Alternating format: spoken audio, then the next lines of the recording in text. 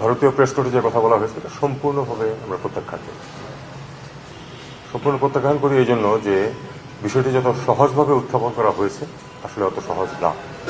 আমাদের মিশন, বাংলাদেশের মিশন কূটনৈতিক এলাকার গভীরে অবস্থিত, এমন না যে এটা বাইরে কোনো জায়গায় অথবা কূটনৈতিক এলাকার শুরুতে, তা কিন্তু না। তারা বলছে 20-25 জনের একটা দল হতে পারে, হয়তো একটু কম বেশি হতেও পারে সংখ্যা, কিন্তু সেটা কথা না। 25 জনের একটা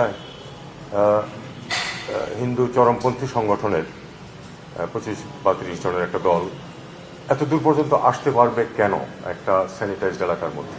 তার মানে তাদেরকে আসতে দেওয়া হয়েছে, তাইলে যেভাবেও তারা আসতে পারার কথা না কিন্তু নর্মালি।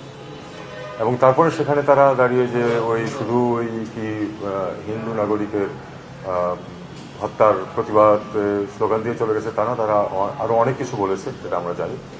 এবং আমাদের পত্রপত্রিকায় যে রিপোর্টটা আসছে সেটা কিছু তারা বলছে মিসলিডিং, এটাও সত্য না। আমাদের পত্রপত্রিকায় মোটামুটি সঠিক রিপোর্টই এসছে, যেটুকু আমরা তথ্য পেয়েছি। আমার কাছে প্রমাণ নেই যে তাকে হত্যার হুমকি দিয়েছে, কিন্তু আমরা এটাও শুনেছি যে তাকে হত্যার হুমকি দেওয়া হয়েছে। সেটা কেউ একজন কথা বললো সেটার মধ্যে হতে পারে, কিন্তু আমার কথা হলো যে এই পর্যন্ত আসতে পারবে কেন, এসে সেখানে হুমকি দিতে পারবে কেন?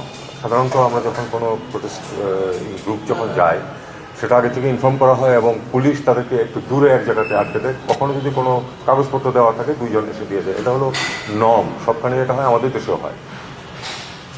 এটা আমরা গ্রহণ করি না। দ্বিতীয় বিষয় হচ্ছে যে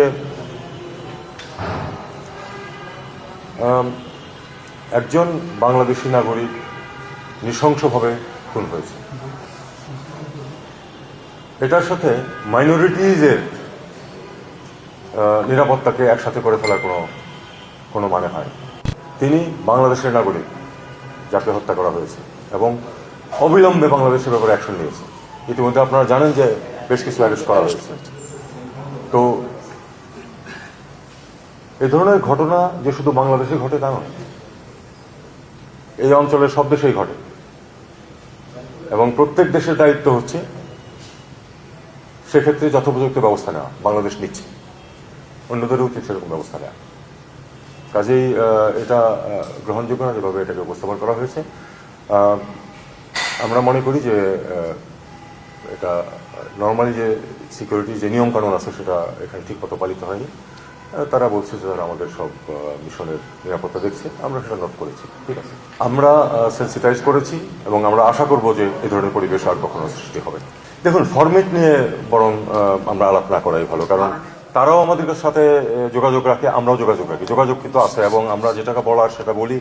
তার প্রেক্ষিতেই এই যে প্রেস নোট এসেছে, যে কারণে আমাদেরকেও এখন এটা একইভাবে ওপেনলি যেতে হচ্ছে যে ভারত যথাযথ নিরাপত্তা ব্যবস্থা নেবে। দেখুন, এটা কিন্তু শুধু এখানে ব্যাপারটা শুধু কিন্তু যে তারা এখানে এসছে দুটো স্লোগান দিয়েছে তা না, এর ভিতরে কিন্তু একটা পরিবার বাস করে, হাইকমিশনার এবং তার পরিবার কিন্তু ওখানে বাস করে। তারা কিন্তু থ্রেটেন্ড ফিল করেছে এবং তারা কিন্তু আতঙ্কিত হয়েছে, যে কারণ অ্যাডিকুয়েট সিকিউরিটি ব্যবস্থা ছিল, 2 জন গার্ড ছিল, তারা চুপ করে দাঁড়িয়েছিল। কাজে এটাকে আমরা মনে করি যে আরেকটু রিফর্ম করাটা সত্যিকারের ওই দেশের দায়িত্ব না। এটা আমরা কি করবো এটা না হয় ছেড়ে দিন, আমরা তো ব্যবস্থা নিচ্ছি দেখতেই পাচ্ছেন, এবং তারই প্রেক্ষিতে এগুলি কথাবার্তা হচ্ছে। এবং আমি যে কথাটা বলছি সেটা তো বাংলাদেশ সরকারের কথা।